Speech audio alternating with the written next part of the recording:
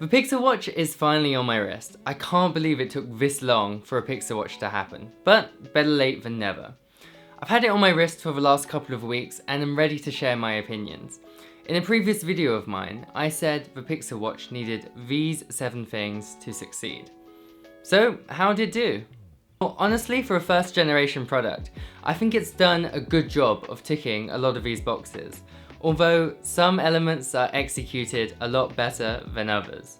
I'm going to go through each of these success factors and explore the elements I love and the elements not so much. The ones that leave me wanting to go running back to my Apple Watch. Okay, first up, fitness features. If you're used to Fitbit, then you should be very familiar with the Pixel Watch, as pretty much all of the fitness features on the Pixel Watch are powered by Fitbit. Google Fit unfortunately takes a back seat, with Fitbit being the primary fitness solution here. I think this is a shame, as I would have loved to see them merged together. On the watch, there are 3 separate Fitbit apps: the Fitbit ECG app, the Fitbit Exercise app, and the Fitbit Today app.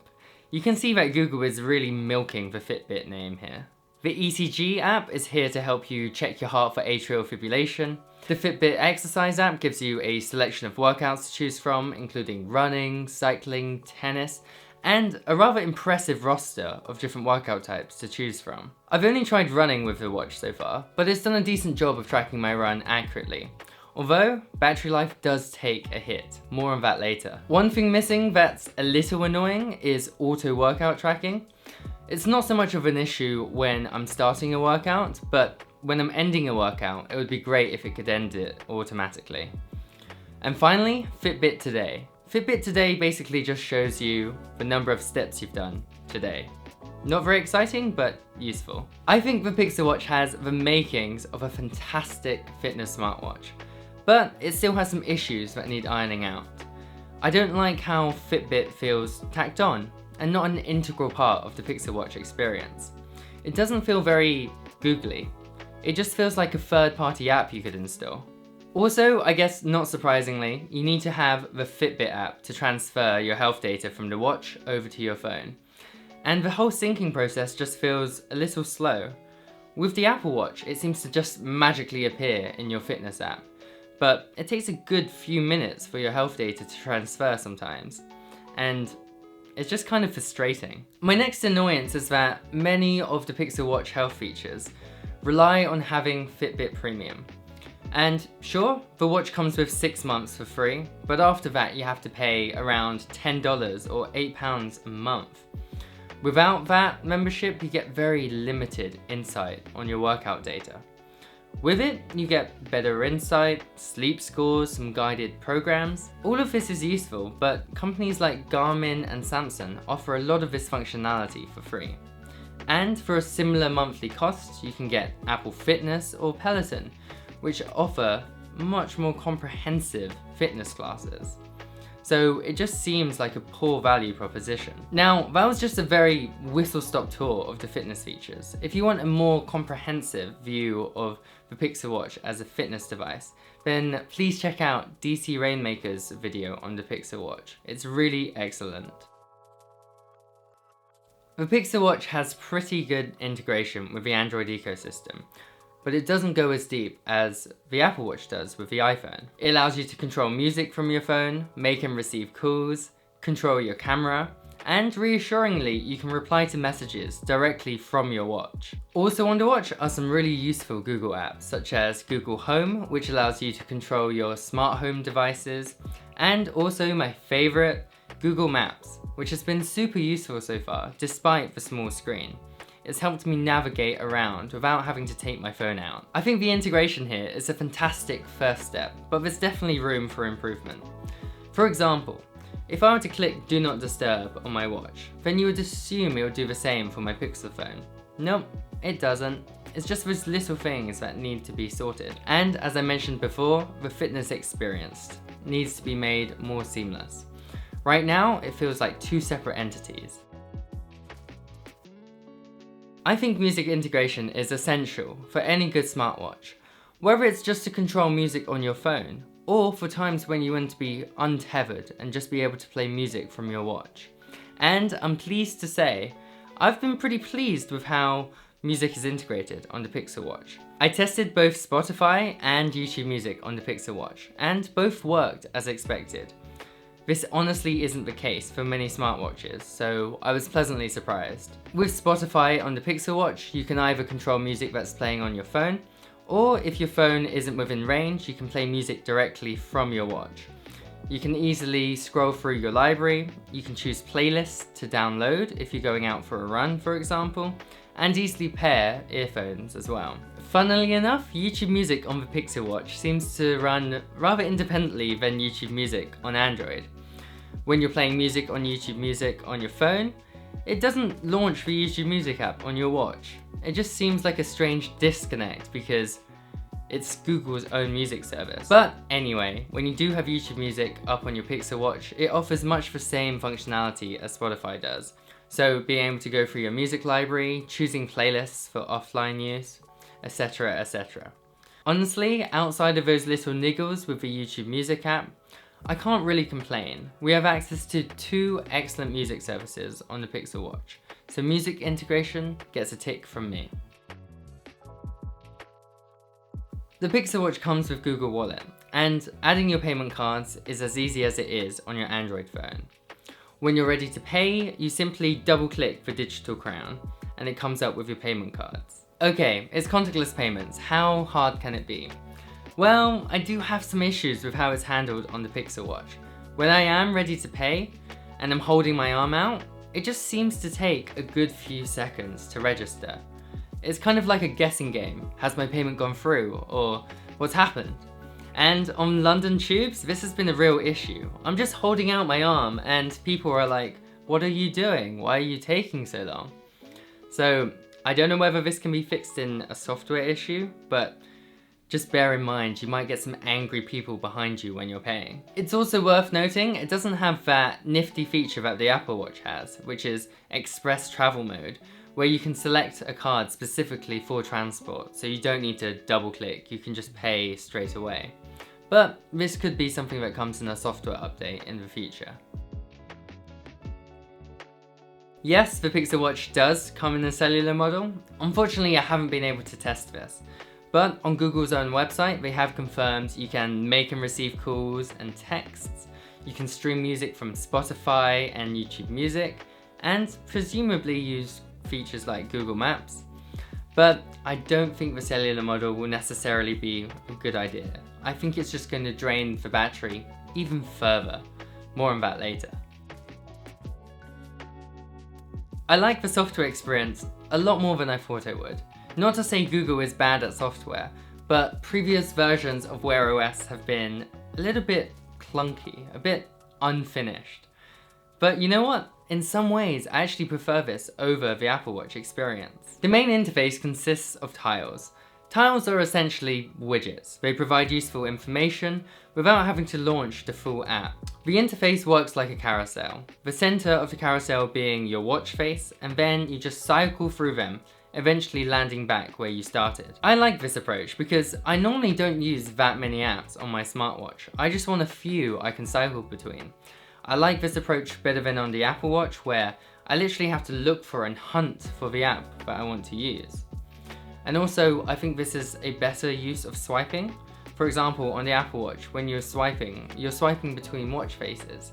And for me, I tend to only use 1 or 2 watch faces. Being able to swipe between useful widgets is a lot more useful for me. A click of the crown brings up all of your apps as a list. It's relatively straightforward to navigate. A double click of the crown brings up your Google Wallet.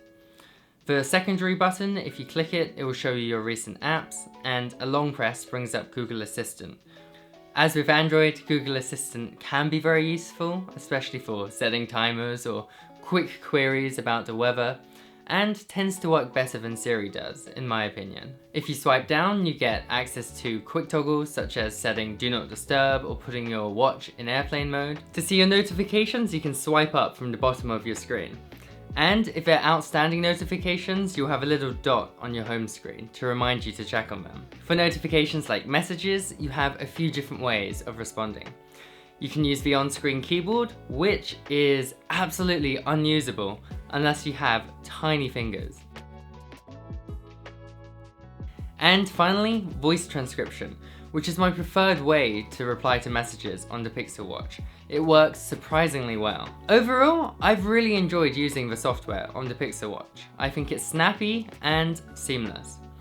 It can be a little bit slow when turning on the watch for the very first time.